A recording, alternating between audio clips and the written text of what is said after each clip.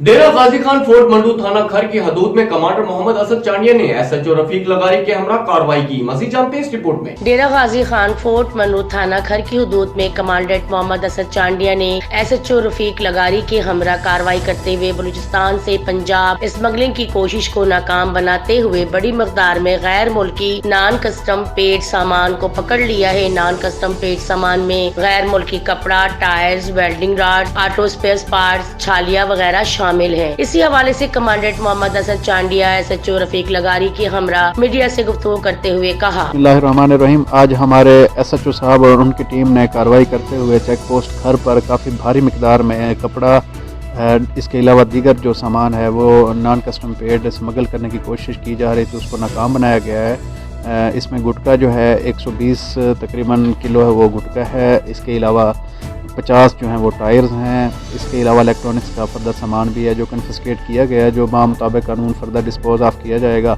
मेरी तरफ से अपनी टीम को शाबाश। इंशाल्लाह इस तरह की जो एक्टिविटीज़ हैं वो डेली बेसिस पे जारी रहेंगी।